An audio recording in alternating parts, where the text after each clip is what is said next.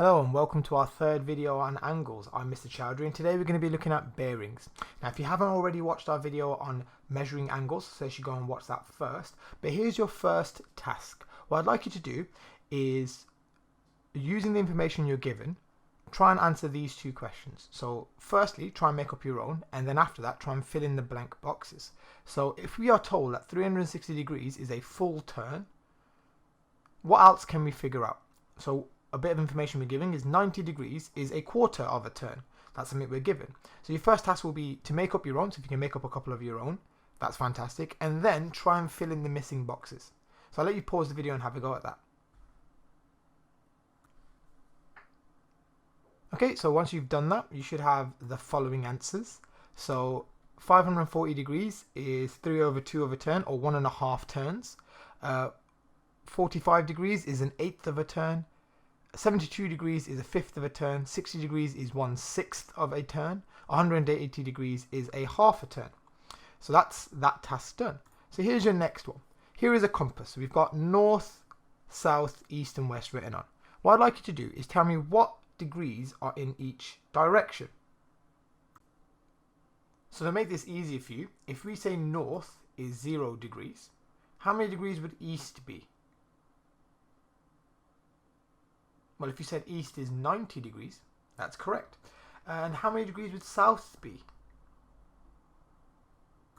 South is 180 degrees because we're doing half a turn to go to south. What about west? That's 270 degrees. Fantastic. So now that we've done these ones, north, south, east and west, what if we added some extra directions? What would these be called? Well, this one between north and east would be called northeast. The one between north and west would be called northwest. The one between south and east would be called southeast.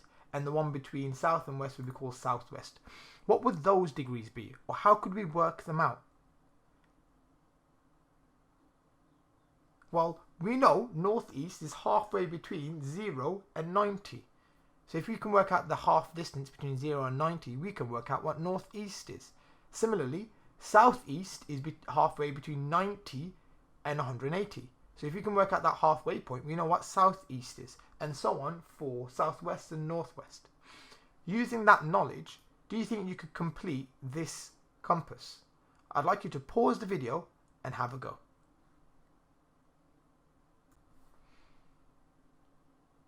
Okay, now that you've had a go at this, let's try and see what the answers are. Well, the answers would be as follows.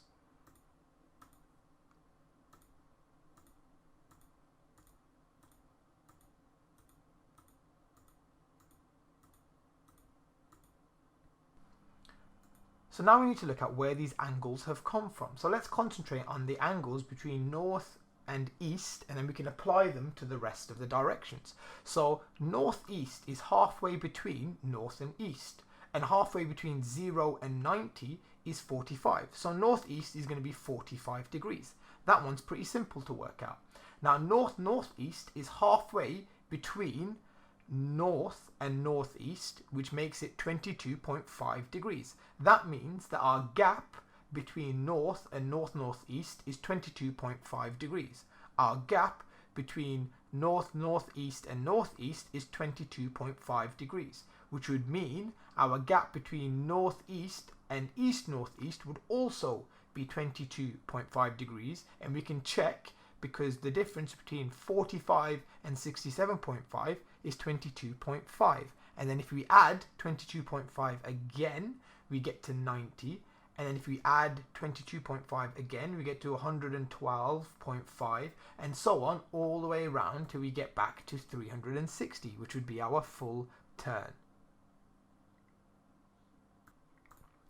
Okay, so what is a bearing? What actually is a bearing, and how does it apply? Well, a bearing is an angle measured clockwise from the north direction. A bearing is an angle measured clockwise from the north direction, and it's usually used in navigation like boats and planes, and most recently it's used in games like Fortnite. On the top of your Fortnite there's a little bar that tells you the bearings. So here is a bearing that's drawn. What can you tell me about it? What are the key things in this bearing? What do you notice?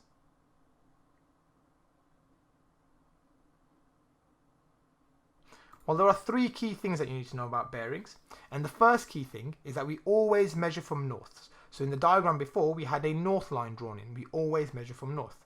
The second thing about bearings is that we always measure clockwise. We always go clockwise for bearings. This is so that boats, if they have their bearings, they don't crash into each other. Same thing with planes. We want to make sure everyone has a consistent bearing so that we don't end up with catastrophic crashes.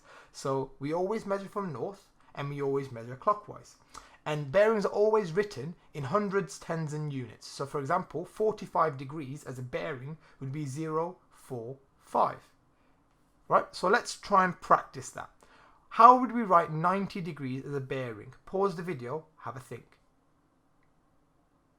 Well, we write it as 0.90. How would we write 22 degrees? 0.22.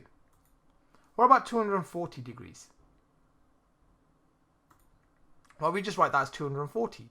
In the previous question, we didn't have any number in the hundreds column, so we had to write a 0. Here, we have a 2 in the hundreds column, so we can write 240, and we're okay because we've got 100, a 10, and some units.